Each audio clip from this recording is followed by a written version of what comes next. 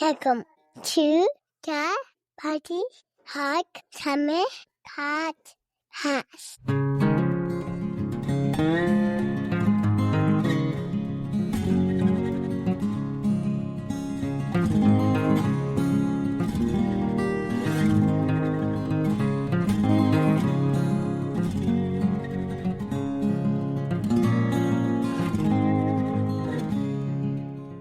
Hi, everybody. Welcome back. As you heard, you're on the Bunny Hug Farmers podcast. My name's Tyler Janin. I'm here with my co-host, Dallas Leduc. That introduction, the very beginning before the music there, that was my daughter. She was really excited to help her dad with that. So, getting back on track here. Dallas, what have you been up to lately? Oh, like usual, I've been doing some spraying, and we got about 3,000 acres of durum left to spray and some yellow mustard after that, and had a nice little half an inch of rain here we got overnight. I hope it makes a difference, but I think some of our early crop, that's actually going to be too little, probably too late, but I guess only time will tell. And today's what, June 20th, 21st when we're recording this? Or the 21st of June today when we're recording 21st of June. So, well, we'll know when this comes out here that if it's made a difference or not. So we've been doing that. And today was a Saturday, and I've never done one before, but did a poker quad rally, which was a whole lot of fun.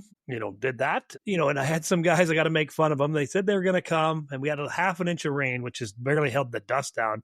These guys must all be made out of sugar because none of them showed up. They must have been afraid they were going to melt if they got a little wet. But it was a good time. I think 112K I put in the old Honda. So that was fun. A Hall fundraiser. Hall made $600 profit. Not big money, but $600 in the old community hall keeps the lights on for 4 or 5 more months. So you have to do them things once in a while. So did that and spraying, getting ready for Ag in Motion coming up here, a little family camping. Oh, and I just got home from a holiday, but we'll talk about that later. Oh, that's great. So here just recently, I went and attended, didn't attend, was in my very first tractor pull. My family has a history. Well, it basically just starts with my dad. Back in the 70s and early 80s, he actually did modified tractor pulling, and now just with the cost of it, he got out of it. And here just recently, he started again doing tractor pulls, but in the vintage class. So I went up with him here to Yorkton here on Friday, June 20th, and I pulled in the vintage class. My dad did also. In the lightweight class, he actually took first place. And then I was in a higher class than him because the tractor I was driving had my fat ass sitting on it. So it ended up being in the higher weight class. And it was my first tractor pull. I didn't place, but in the vintage pulls, there's no money. They basically hand you a crisp red note and say thanks for showing up and putting a show on for us. So it was a lot of fun. I hope to do more of it here this summer if I have time between spraying and raising kids and keeping the wife happy. Oh, yeah. And speaking of tractor pulls, I talked to him the other day, and I'll give another Ryan from Tractor Zoom. I talked to him. He's huge into the tractor pulling in the States. He does a lot of photography and stuff for them. He's gladly joined the Bunny Hug Farmers here podcast. We're going to do one with him as soon as it works out for all of our schedules. I can't wait to do that one. Ryan's a cool ass guy. And especially we can talk about and he's in that super modified, I don't know, the things that have 4 motors and 4,000 horsepower. That looks like a lot of fun. So I can't wait to talk to Ryan about that. That also looks like a lot of dollars for a 10-second run to me. But when you hear them engines fire up and they're just screaming down the track, it just gets your blood running and your adrenaline going man, does that sound cool and looks like a lot of fun. But I can think of a lot of other things I can do that's fun and only lasts 10 seconds. And that must be huge down there. There is so many farmers do that tractor pulling, whether it's a tractor, the diesels, the super modifieds, the minis, the pros. There's a bazillion different. That's very common down there for agriculture guys. I guess it's always farm parts and a farm write-off. So I guess they must have more income tax problems than I have. I don't need quite that many write-offs. Well, it is what it is. We're farming in a totally different world than some of them guys down farther in the States that are growing what I presume is a bigger cash crop than the poverty crops we grow up here. And there's more of a crowd for it. So I presume there'd be a bigger payout if you do end up in the money slot. So I don't know. Oh, yeah. I'd love to go down to the States and see one that's at that caliber versus what we see here in Canada. And they do end up with such a larger growing season. They start planting about the same time, end of April, beginning of May as us, and they'll harvest way later in the year. So they end up with way more summer to do fun things like that. So I don't knock them guys. Deep down, I'm quite jealous. So I can knock them because I am so jealous. And I am pretty happy to have tonight's guest or today's guest or whenever you listen to this on the Bunny Hug Farmers podcast. I have Chuck Toney, friend of mine up from Kitty Litter, Saskatchewan, has graciously decided to join us with his presence tonight. So Chuck, what have you been up to? Or I should say, what's up, Chuck? Never heard that one before. Well, here at Kitty Litter, Saskatchewan, the drought has been, I thought we were past it, but it came back with a vengeance. So praying for rain, and we did get a half inch there Friday night and Saturday morning here, but I fear it's too little too late. So more praying for rain will be necessary. But all the in-crop spraying's done, and sprayed a little Kim Fellow for my cousin, and trying to keep the rodent population under control. And as per usual at this place, got a lot of older equipment kicking around here and pulling some wrenches and trying to keep stuff in tip-top shape. That sort of thing is what we've been up to here. Oh, and you come from, a generation. You come from a farming family. I know you farm on your own, but your grandparents and parents probably farmed, didn't they? Yep. No, my I guess just past the turn of the century, my great-grandfather, for whatever reason, he come up from Virginia and homesteaded here. And my grandpa was the oldest in his family. And then back in the day, I guess, bought my first land just out of high school and went off to university to get my degree in mechanized agriculture and farmed with my dad and my brother till 2015, and my parents split up at that time and decided it was probably a really good time to venture out on my own. And I passed university. I come out of there married and got married. It'll be 25 years next week, actually. And 25 years is a life sentence for those of you that don't know. You would be getting out there if you would have, yeah. If you're in the pen, you'd be getting any day now. Yeah, exactly. My poor wife, she's stuck with me through thick and thin here, and a lot of sticking with me. So that's been good. But no, I only got 22 more years to go, and my life sentence will be over. My wife and I just celebrated our 3rd wedding anniversary here a few days ago. Well, congratulations. And your family's young, Tyler. That's and you know what? This is one thing I will say. You only get one chance to raise your kids, and there's no redos, right? So, take the time when necessary, Tyler. Like if there's a recital, sports event, whatever's happening, take the time, make the time, because you can't get a redo on that. And those are a lot of cherished moments. And I know Dallas takes the time to make sure he doesn't miss anything for that Hope has going on, and I definitely admire that of guys that take the time to do that, because family first, for sure. Well, that's with us there, my wife and I, we tried to have children for years before we ended up having Hope. So and then at the time when actually we did get pregnant, I'd almost had given up. We'd done 70 some trips to Regina to the fertility clinic and stuff like that. So I didn't know if we would ever get pregnant. And I was ready to not be a father. I was ready to be the world's greatest uncle. And then, I was elk hunting in Cypress Hills, and Danita, my wife, texted me a picture of the old pregnancy test and said, "Can you see 2 lines on this?" Well, shit, a blind man and a deaf dog can see 2 lines on that. So on the way home through Swift Current, I picked up every pregnancy test, different one in Swift Current on the way home, so we could do more tests. And we got home, and we were so blessed and able to have Hope 9 months later. It was just, so I have made the extra time and shut down tractors, and even just like I said, I just come back on a little holiday. We got through with winter and spring started early, and we were cleaning grain late, and we pushed through seeding, and I was fairly caught up on the spraying. And we're in this part of the world, we're still in at that time a pretty major drought. Crops going backwards, not growing. Like I have lentils I don't think I've grown in 3 weeks. They haven't grown half an inch. They're just sitting there 4 inches tall in dry dirt, not growing. I'm like, that's enough. Let's go on a holiday. I've always wanted to see Old Faithful. Let's hop in the pickup, run down to West Yellowstone. We stayed in West Yellowstone, toured through Yellowstone Park. Beautiful, wonderful place. It's awesome. talked to some great people down there, had a really good time.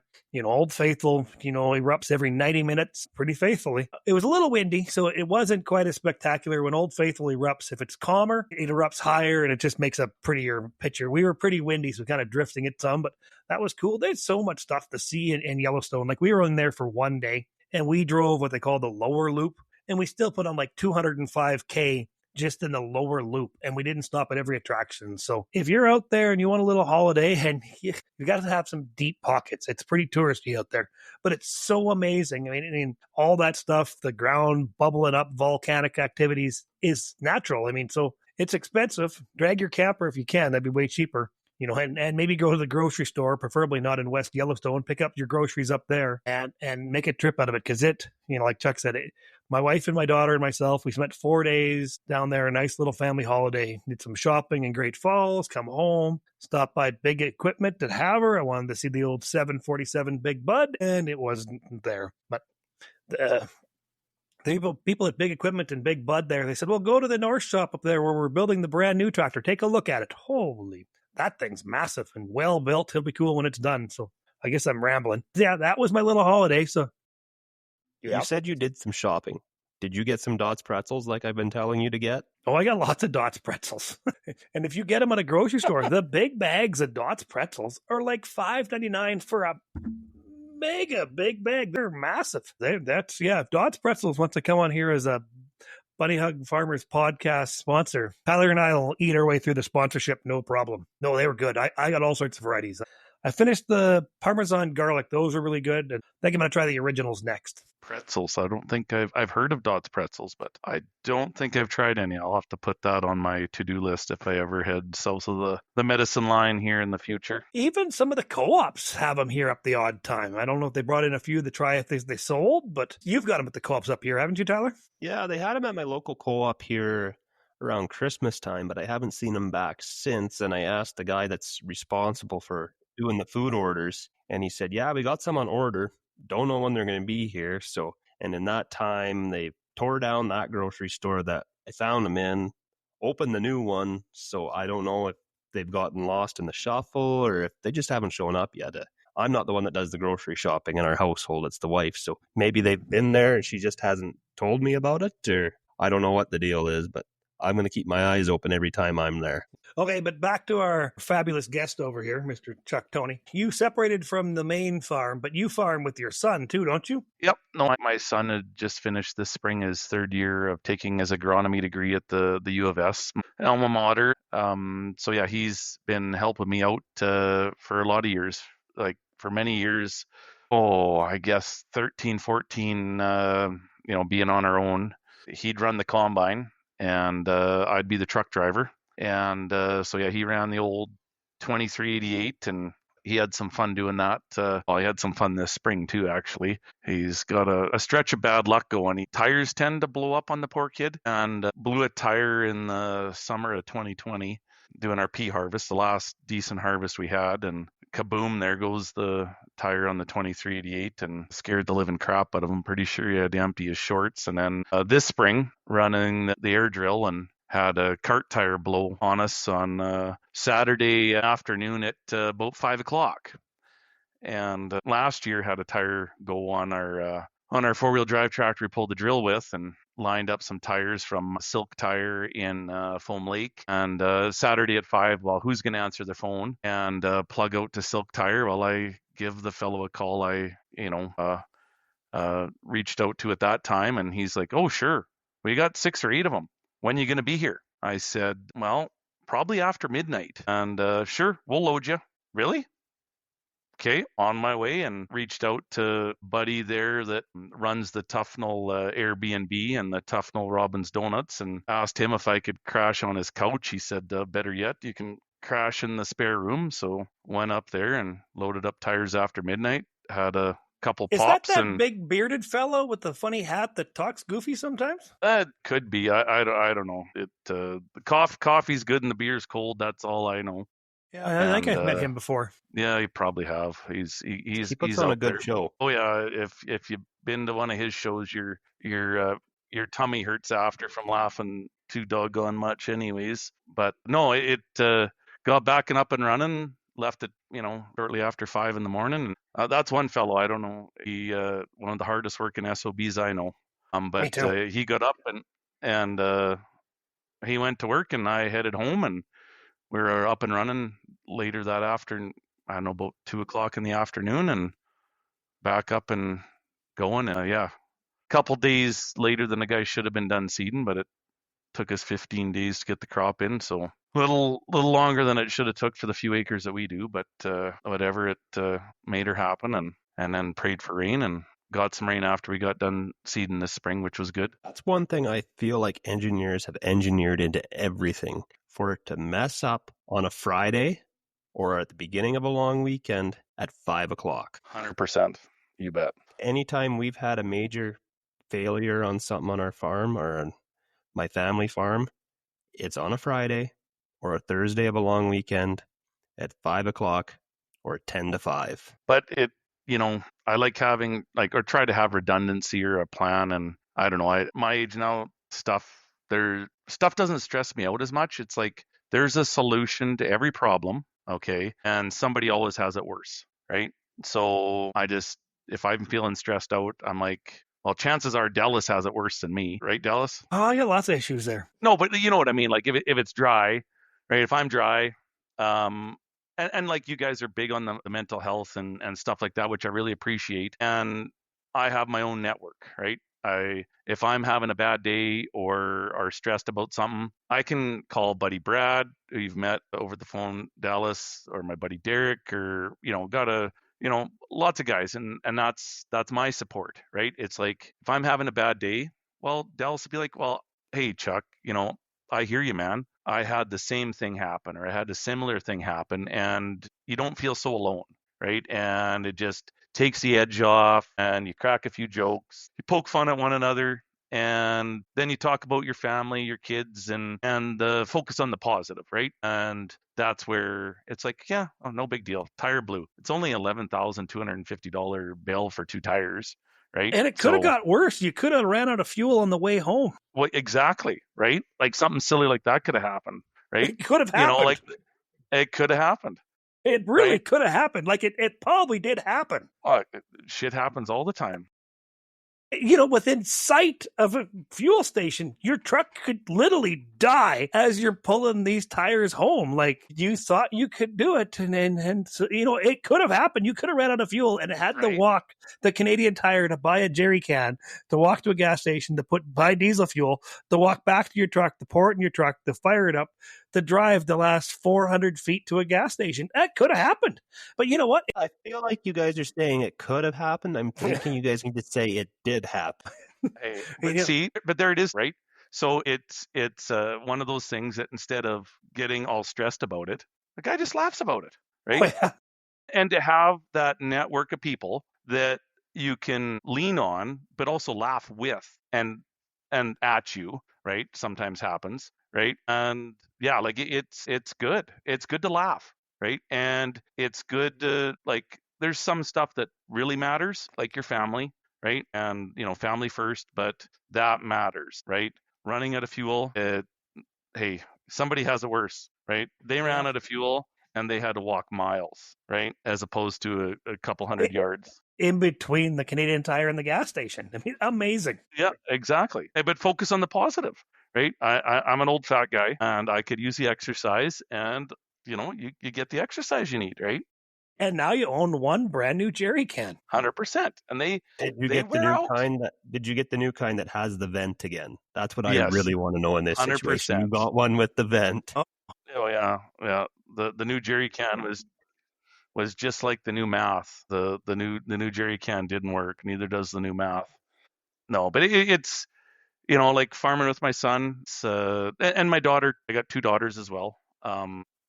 Like here, every spring I post on social media. I'm looking for an aggregate removal engineer, and somehow my kids get roped into doing that. And for those of you that don't know, an aggregate removal engineer is a rock picker, and I do have a rock picker. And my daughter is. She ran at lots last spring and some again this spring before she had to go start her job up at Cypress this summer. But there's, it's a family operation here, and we seeded just under, I guess, 4,000 acres, which is, and where I live is a kind of a part-time job, and we got around 100 head of cows here now. I used to have twice that amount, and I guess there's a bit of a story there when it comes to that. The drought was knocking the crap out of our meadow brome grass, because we had back in the day seeded a lot of this marginal land back to meadow brome and alfalfa, and it grew good when it rained. And there's a reason why back in the 30s, when all this land was blowing, that they seeded a bunch of it to crested wheatgrass. Crested wheatgrass survives. It's tough. Meadow brome, it throws its hands up and quits. So I had just acres and acres of ground that just nothing grew, not a thing. Just summer followed itself. And so I guess May 23rd of 2022, and I got a bad thing with the twos. I got ran over by a cow because I'm an old fat guy. I was walking through the cows, calving them, and usually I would ride my horse most of the time, but I'm like, I need exercise.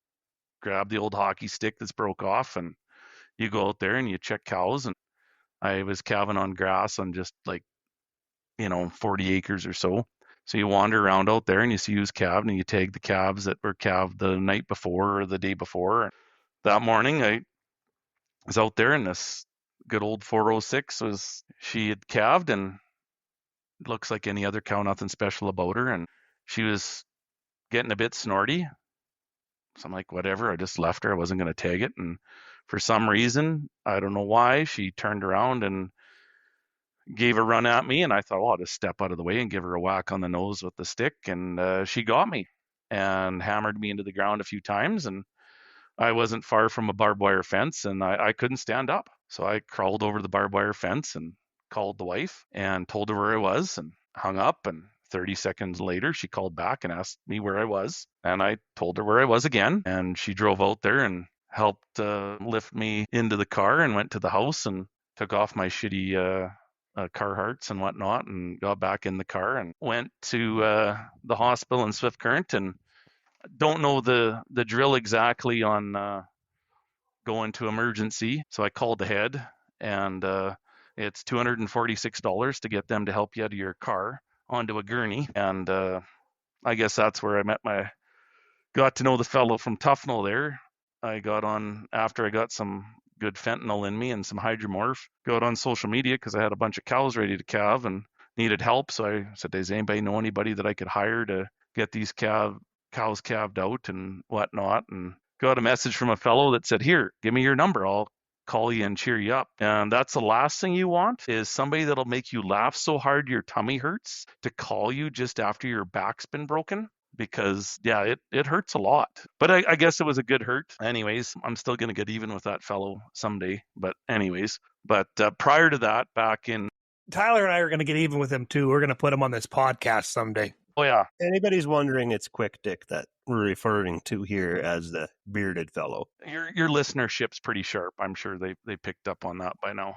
But just in case we have any new listeners. And if you're a new listener, if you're one, because we do have people in all throughout the world, just Google Quick Dick McDick, QDM. He'll make you laugh. He's a hell of a nice guy. Great, pretty good farmer, really good farmer, ranch hand, and basically self-made stand-up comedian, just and taking off from there. But so with your medical injury there, Chuck, what all happened? How badly banged up were you, and how was the medical treatment? Well, so I fractured my L1 vertebrae, and this is like kind of half post-COVID or whatever. And that's the other thing that I had got COVID in February. You get there and you tell them that, hey, yeah, no, I had COVID just a month or so ago, and I'm going to test positive. Nope, they got to stick a swizzle stick to your back of your eyeball. Yeah, back of my eyeball, yeah. And last thing you want to do is have that happen. Makes you want to sneeze when your back's broke. And then they want to check you for internal bleeding. So then they stand you up, and they get 2 physiotherapists and your wife there, and you got to provide a urine sample. Well, I'm kind of shy and whatnot. Took me about 20 minutes to take a tinkle there to provide them with a urine sample. But anyways, no, I got got care, and it's like, yeah, nothing you can do. I've been in the hospital for a couple days and off to Regina to get my back brace or rock climbing gear is what everybody was teasing me I had, and back home. And then I don't know, for those of you that haven't had painkillers, hydromorph isn't good. It bungs you up, and yeah, there was worse pain from that than my back being broke. And yeah, so it get home, and then Buddy, his son, was able to, he spared him, I guess, from helping him on his ranch, and he helped calve things out. And my wife and 2 oldest kids, they were booked in to go on a European school trip, so they went on that, and stuff got looked after. My cousin, who I worked back and forth with a bit there, and he come over and helped out while I was gone. Cows got calved out, and a buddy there came and worked at a local repair shop. He got some time off, and he helped me get the crop in the ground. And no, solution to every problem. You make her happen, and just pop some Advil when a guy had some pain, and got through that. And then the light bulb went off in my head. It's like, the grass is dead. I'm sick and tired of putting up the Pittville pine, the kochia from every last Tom, Dick, and Harry slough, and reed canary and cattails to feed these doggone cows. I'm like, I should get rid of half the cows and break up this pasture. So, well, there wasn't any grass really in the spring of 22 again, and so got the cows out on the native pasture and some rented pasture, and started breaking up spraying out the grass. And then some got the disc and the Pro-Till, and some got the spikes and the disc and the Pro-Till. And the spring of 23, I guess kind of almost doubled my acres, and then picked up some more rented land last spring to get us up to where we're at. And I was already fairly well equipped farming wise. Like, I had a combine that could handle it, and a air And a drill and sexy air coil. cart. Then my Sexy Coil 5000. I'm not into these independent drills, or I'm not a mid-row bander fan. I'm not going to mention anything about that company at St. Brew because I'd fear a lawsuit. But You two might go anyways, to a fight, and there's a St. Brew guy and a Sexicoil guy in the same podcast. There could be a lot of curse words if you guys figure this out. yeah. Each Well, to their own. Everybody's got their own opinion, and that's what we're about here. We want to hear everybody's stories, everybody's opinion on equipment, if they can keep it PG. Everybody has an opinion, and most opinions are valid. yeah, most 100%. Yeah, I got a buddy there that I went to university with, and so that was a thing. So he's up in BG country there, and so yeah, he made him a deal with him, and I go up there and help him for a few days. And with my I got a tandem old not Western Star, I got a Kenworth 100B with a silage box on it. I go help him put up his corn silage, and just in a few days we get couple thousand ton of corn silage put up. And he's got some of the best dirt in Saskatchewan, can grow what often guys on irrigation are envious of on dry land for a corn crop. He does a very good job of farming, and so he feeds the cows from the middle of December until end April or beginning of May, and then cows come back down here to go on grass, and we got about half the cows, and it works out well here.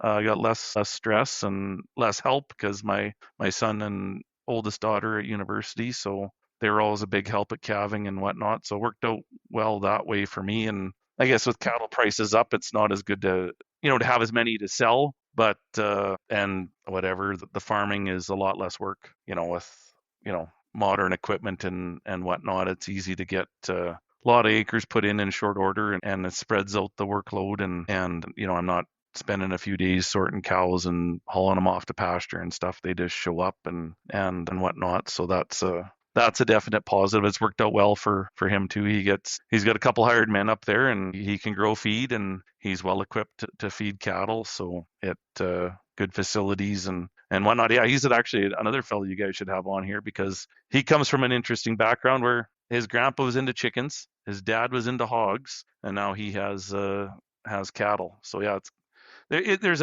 no matter where you go across Saskatchewan, there's more than one way to skin this farming, ranching, whatever job you got, and you find a way to make it work with the resources that are available. And like when my great grandfather came to Homestead here, he heard a ticket to Maple Creek, got off the train at Gull Lake, and Virginia's an awful nice place to leave, and came up here and heard there was a place where there's good cattle grazing to the south and farmland to the north. Well, here you go south of my place, a little over a mile, and it turns to sandhills. It's just grass. You ain't farming it. It literally, there's a line across the field, and the soil texture turns to pure sand.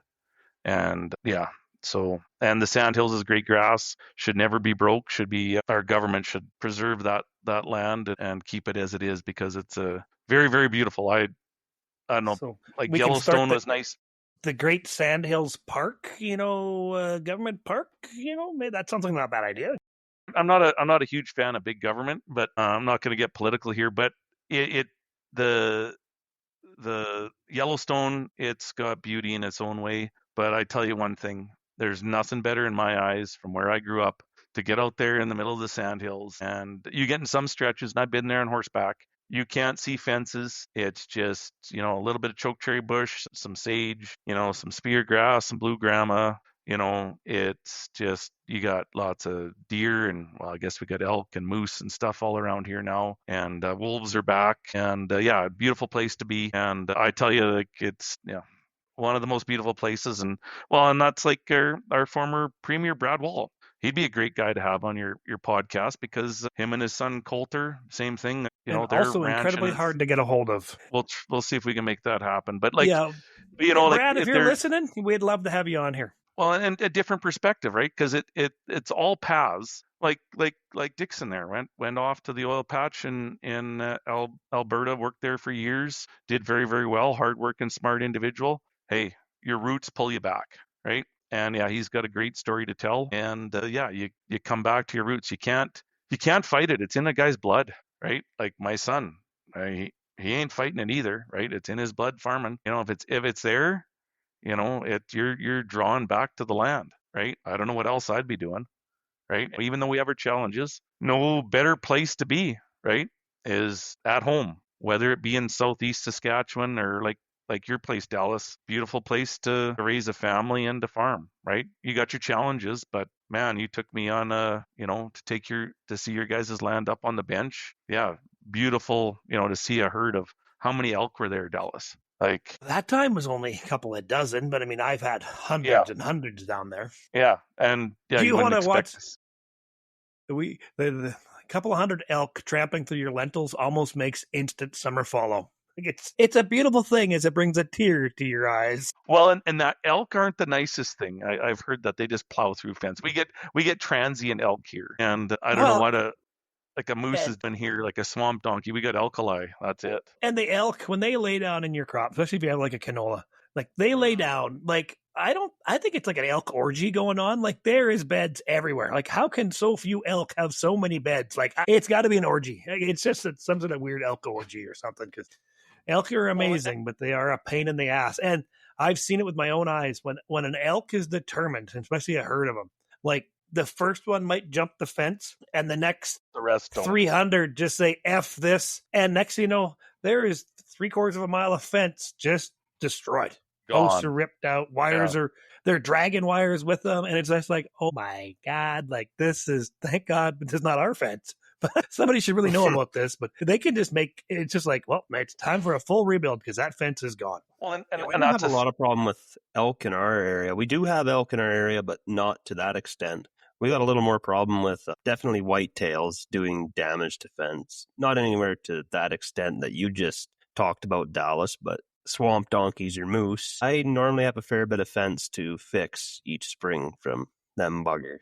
Well, we don't have many deer left here anymore. The chronic wasting has taken them, and that's the other thing that's interesting. If you read the history books from my neck of the woods, where I live, we have no water, right? It's just alkali. And you can dig down in the sand, and we got spring-fed dugouts and shallow wells in the sand, and good water and lots of it. But prior to the settlers coming here, there wasn't water. So when the settlers come to my neck of the woods, we had antelope and jackrabbits. That was it. There wasn't deer until wells were drilled, windmills were put up and dams were built, or a wet year when the potholes would fill with water. But yeah, it was pretty desolate country here. I don't think there was too many folks that were tough enough to stick it out. They weren't camels. No, in this and neck that's of one thing we woods. need to get on the podcast here, Tyler. If somebody knows of one, I want to talk to, like, a son of a homesteader, an old farm veteran here that can tell stories of what his. I mean, I have stories of what my family went through and stuff, but there's got to be some guys out there that must have tremendous stories of the hardship and the desire to the homestead. It is like in our own family. My grandfather went back and forth to France, and before he came over and lived up in a winter and upside down wagon. I'm sure there's some guys out there that can really tell some good stories that they want to share with the world. And I think the world wants to hear them. And I know I do too. Well, and that's the thing, right? Like my great grandfather come here and built this odd shack and, stuck it out and then went back to Virginia and brought a bride here. You come from lush Virginia, right? To kitty litter, Sod shack. Saskatchewan. Yeah, like I tell you the resilience, the tough survived, right? There's all these homesteads and old yard sites. There's 2I farm just south of me here, and I've run across a few old wells in my day of farming, right, that have imploded over the years. But the tough survived, and like we're here, right, because our ancestors were tough.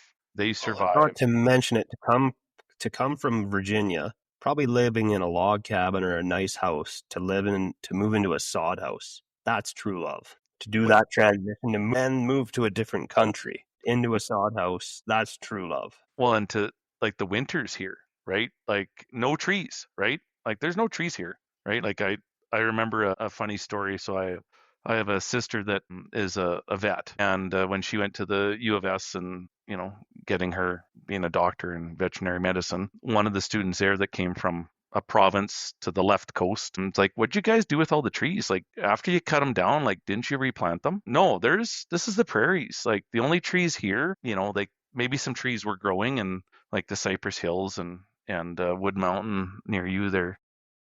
Yeah, the Dallas. bench has trees. Yep. But most other places, it's just prairie. Unless somebody planted them, there's no trees here, right? They all burnt in the prairie fires until the land was settled and the prairie fires were stopped.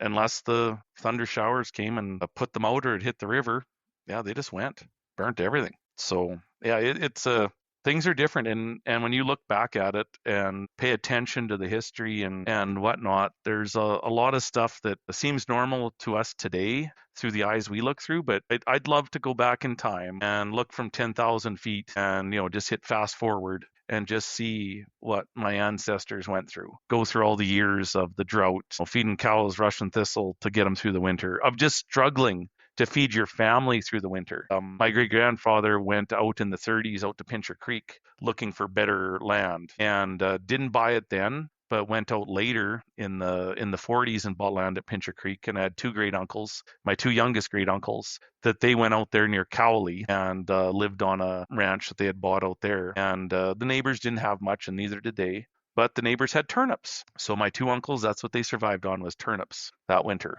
At every family event, Thanksgiving, Easter, Christmas, often we'd have turnips. Those two uncles would never eat turnips. They had enough that one winter to last a lifetime. Well, I know my great-grandfather bought the farm at McCord in 28. Like he had homesteaded at Assiniboia in 5, and then he sold that. He homesteaded with his brother. He sold that to his brother and bought the one in McCord in the earlier 20s. And then in 28, they had a pretty good crop, I guess, lots of oats. And he sold the oats to the RCMP barracks at Wood Mountain. And he was hauling these oats back and forth, wagon load, probably with an oxen. I got to get Dad to give me a refresher on this story again. But I know on one of the stories, he stopped, one of the trips, he stopped, and he lit a fire to warm up some beans or something like that. And if any, it didn't end up lighting a damn prairie fire. And it burned, I guess, a lot of ground. Fire took off, and I don't know all the details. I guess he didn't report it or put it out or whatever. He went back to McCord, loaded another load of oats in the wagon, went back there, and then they asked him if he lit that fire, and he admitted to it, and so they jailed him, and they had to come up with a couple, probably $100, I think, back in them days in the 20s, to get him out of jail. But they had to let him out early because they're running out of oats and he had to go make another run to McCord for more oats. So when I toured the Fort Walsh RCMP, Fort Walsh it was, and the lady was showing us there, and this is how small the cells were. And I was inside and I told that lady the story of how my great-grandfather was jailed. And she said, well, I've told this story to thousands of people. You're the first descendant of anybody that we've ever known being jailed in one of these jails. That's a cool story. a part of our history. Part of our history. Yeah, great grandpa loved to burn shit down. Well, we had a neighbor sent up smoke signals to let everybody know he started haying here earlier this week. And that's another thing, like the independence that we have here. And I know you, Dallas, were on RM Council, volunteering your time, and that's a big part about living in rural Saskatchewan is volunteering. Volunteering on the fire department, and we kind of look after our own, right? We don't look at Big Brother to look after us. And that was the other thing that my great grandfather also did is everybody, before he had kids and stuff, even, first thing our ancestors did was built a school, and they wanted a better education for their kids, and they saw that as a need, and that was one of the first things did in the community from people from all over, right? From all different walks of life and different areas and different backgrounds. They built a school for their kids for the common good. The other thing my great grandfather did, he was one of the first involved in the 20s there. Had one of the first rubber tired tractors in the country here. They needed fuel and they needed oil. And where do you get fuel and oil? Well, for a lot of us, you go down to the local co-op, get your fuel, get your oil. Well, he was one of the first co-ops, was at Hazelett, and he was one of the first guys to help get that organized. So yeah, that's I guess a bit of a feather in my family's hat is, co-ops are everywhere throughout Saskatchewan. It's a big deal in Saskatchewan, and one of the first co-ops in the province was in Hazelett. And that just a little neat part of history and whatnot that maybe people don't know, and it should be celebrated in my mind, that all the good stuff that our ancestors and forefathers did for Saskatchewan and Canada as a whole. And like you said, good stuff, but it was done incredibly hard. I mean, I can't fathom going back to, he had the first rubber tired tractor. There's no cab, there's no heater, no air, no nothing. It was just a rubber tired tractor. I mean, you're a tractor aficionado there. You love your tractors and you have quite a few of them, but you imagine just rip the cab off that 4430 and let's go seeding. Oh, hey, let's put it on steel wheels too for a while, just to show how fun that was, and spend all them hours out there and something that was, and you wonder why them old boys were, what? Them things were so damn loud. I mean, we're lucky their grandchildren weren't deaf because of how loud their tractors were.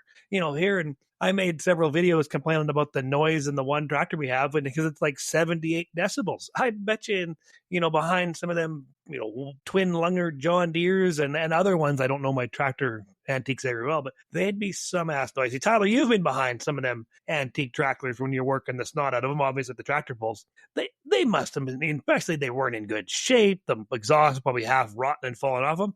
They would have been deathly loud and hard on a body. Well, I even know just doing that tractor pull I did here yesterday, I was on that Farmall 560, and it's got a muffler on it. And my sister-in-law was there. She was taking a video of me pulling. I didn't even know the announcer was talking. It was that loud. Like, all I could hear was the tractor, and my thoughts in my brain, like, okay, don't screw up, keep going. Oh, we're starting to spin, throttle down. But I couldn't hear the announcer. I didn't know what he was saying, but imagine being on that for 15 hours straight. Your daughter would be deaf that you'd be so deaf. Could you imagine, though, sitting on one of them tractors and setting out, okay, I got 4 quarters I got to go seed at 12 feet a pass. Let's get at her. On a steel seat, no backrest. Nowadays, I complain if I get stuck with one of the tractors that doesn't have cab suspension or a good radio. You're like one of my drill princesses. You're a tractor princess there, Tyler. my tractor princess. That's your new TikTok handle. But like my grandfather just loved to run a swather, do summer follow. Like he's 82 years old, help him up into the cab of the tractor to do a little harrow packing back in the day. Like that's what he lived for, right? That was his enjoyment. Didn't have hobbies, right? Farming was in his blood. Right. Well, yes, it is definitely a part of us. Like I just, thinking to myself back to that noise, how loud rocks and tillage and clanging and banging, and not only the noise from your tractor, it's the noise from the implement, and the dust, and in this area, the dust and the dirt. And I look at it now and I shake my head thinking, why did he ever, I guess that's the reason my grandfather didn't want his children to farm. because it was not easy. But one thing here that Tyler and I are very proud of that we like to bring to the attention is the farm stress line that we have in Saskatchewan. Because, there's always been this stereotype in agriculture that, farmers and ranchers are big, tough guys that, that don't need any help. We can handle, we can do anything. But now we have to get past that stereotype that we do need help. We have to have a social net. Like Chuck said earlier, he talks to lots of buddies that help him talk through things. But maybe sometimes you don't have a buddy you can talk through things. That's why we are huge with the farm stress line. Their number is 1-800-667-4442. They're out there to help you. Exactly. They're out there to help you. Yep. I don't know. It means a lot to both of us to bring this out, because I've had buddies tell me that they've called this number, which it's, whether you're just having a tough day and you can't handle it and you don't know which way to go, or you're thinking some terrible thoughts. I mean, that's what's out there. And there's so much more than that number. You talk to an operator that's trained in handling, talking to people in agriculture. You don't have to give your name. You don't have to divulge too much, and you can only say what you want to say. But they're there to help. They're not there to judge. They're only there to help. And that's the huge thing is, and there's so much help available. If a person's willing to say, I'm having a tough time with this, I need a little help. And that's key. You got to just say, sometimes it's, Chuck and I are both in the same boat. Our farms aren't that far away from each other. We're both in the same boat of, man, we have been in a dry spell. We both got a half an inch of rain overnight, but that doesn't even get me at 2 inches this year, so we know we're hurting, but, we have each other and we have our buddies, but some people don't have that. And if you want to talk to somebody, give them a call. They'll talk you through things, because Saskatchewan government has so much stuff available, not just for farmers. There's right for dementia helpline, First Nations helpline, sexual assault helpline, mobile crisis unit, problem gambling helpline. Like, there's helplines for everything. If you're having a problem with anything, do a little Googling. There's a number. There'll be somebody there to talk to. Well, that gambling helpline, I think I should call it, because like every year farming's a gamble. You roll the dice, you do what you can do, right? You control your weeds, you look after the plant nutrition, right? You got the equipment set to go. It's a huge investment nowadays to put the crop in the ground. And I thought we had turned the corner. The drought was behind us, and it turns out it wasn't. And 2023 was the worst crop ever here. And everybody asked me, well, how were things last year? And 24, twice as good as the year before. Oh, that's good. Yeah, twice as good as my worst year ever. Still not that great, but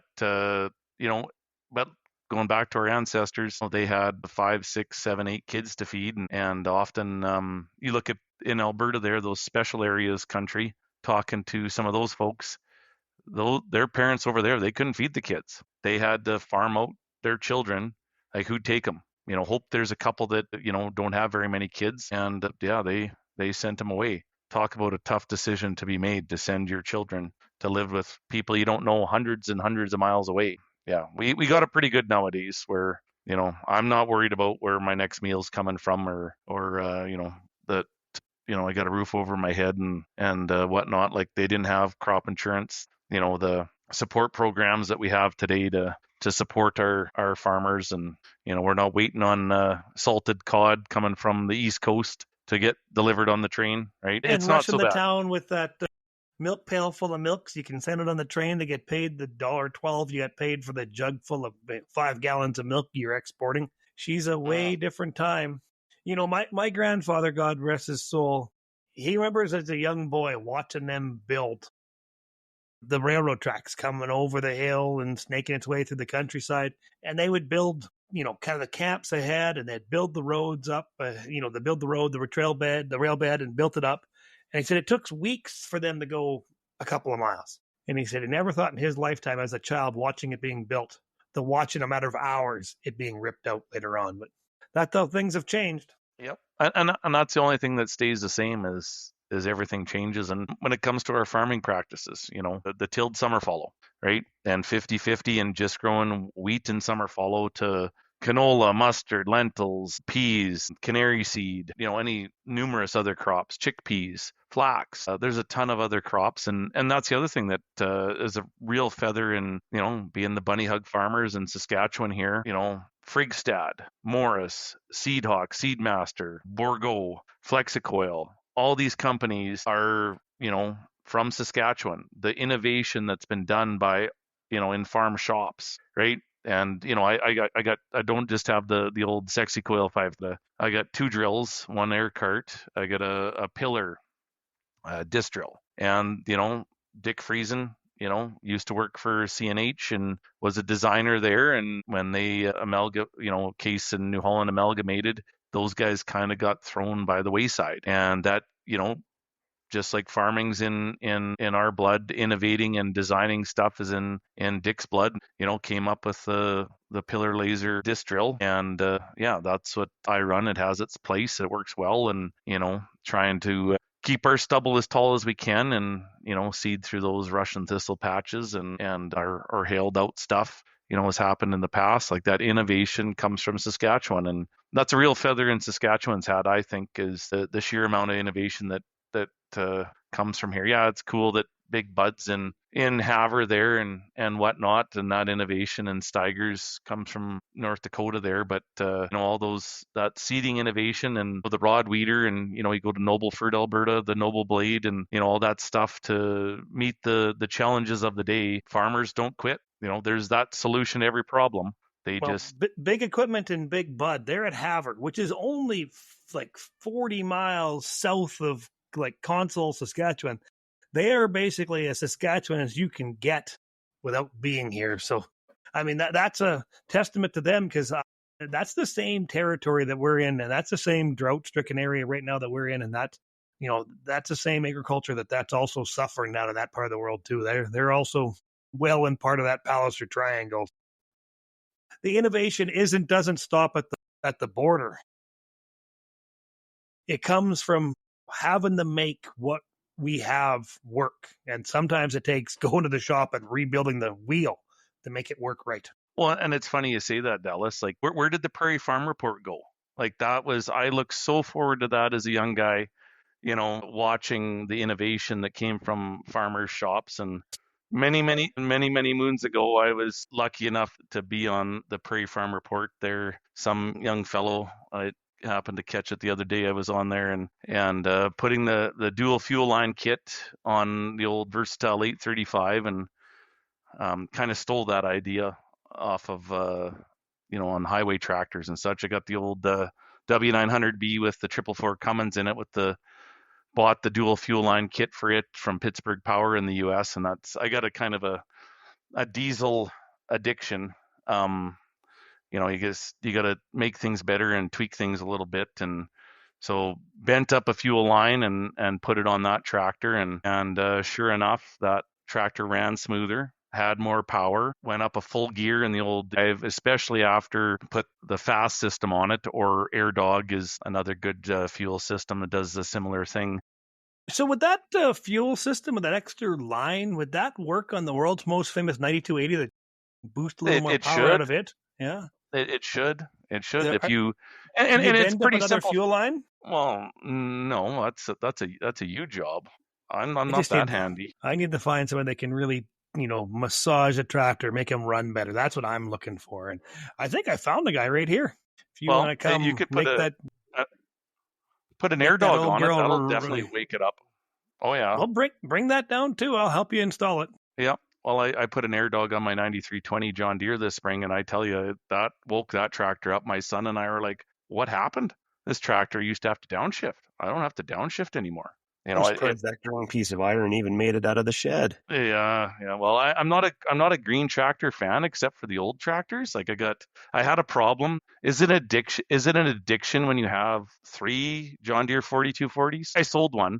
I had a buddy there, did a TikTok on it to try and help me sell it. It was the world's prettiest 4240, and professionally repainted and redone, and all new interior and everything, and the like. But I gotta keep my hands busy. When you get rid of the cows, idle hands do the devil's work. So you gotta keep them busy doing something, and repairing stuff and fixing stuff and making it better is kind of what I try and do. I'm guilty of the same thing. I don't go to quite that extent, but just I also like tinkering, and I like trying to make things better myself. But that's what makes us farmers, right? Like a farmer's always trying to improve something. And getting back to what we were talking about earlier, a lot of this modern equipment that we're running today, like Borgo drills, Degelman stone pickers, all that, they were originally built by a farmer who either there wasn't something out there good enough, or they were trying to improve on something that was already out on the market. Yep, the Honey Brothers and their swathers, led into all sorts of,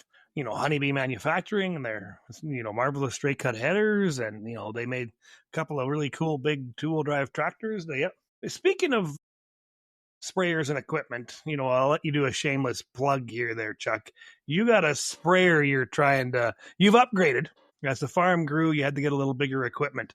So just in case you haven't got this sold by the time this comes out, do you want to mention what you're trying to sell here? Well, I have a bad influence on my life. He shall remain nameless. I end up having to buy a yellow combine and a 4440 sprayer and whatnot. But I got my old sprayer to sell. I kind of joke that it's a cowboy sprayer.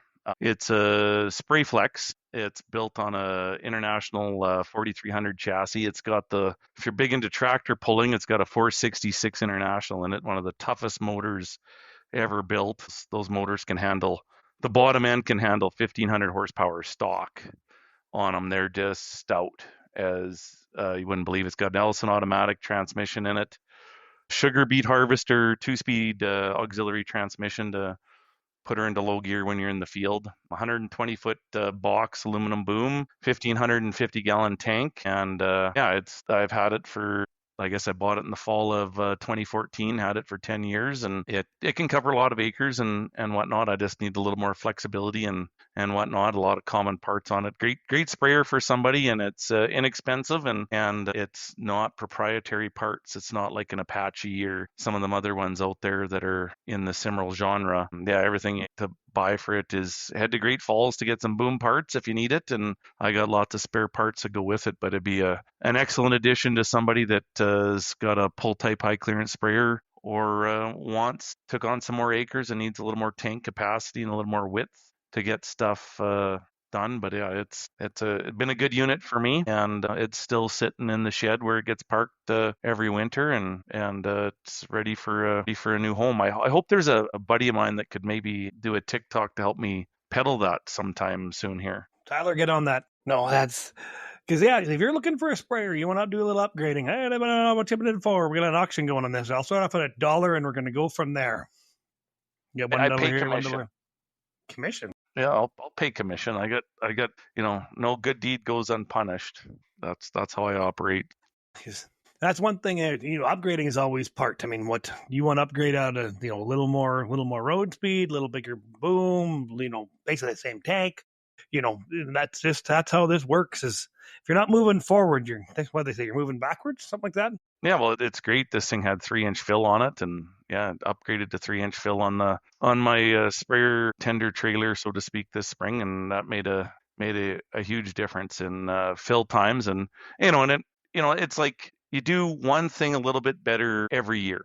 You go self-evaluate. That's what my son and I like to do. Is just, okay, we got done seeding. Where did we mess up? Where could we do better? Do we seed too deep, too shallow? Our fertility. Where could we do better on the fertility side? And I never soil tested for years, but here after the drought came on, everybody's soil testing because, well, when it was raining, well, you added so much nitrogen, right? You used it. But now in the drought, it's like, well, did I use that nitrogen? Oh, I guess I didn't. Well, I don't need to spend that much money. It's money well invested to get your soil tested to see how much nitrogen is available. And then the other thing we've done is adjusted our yield goals.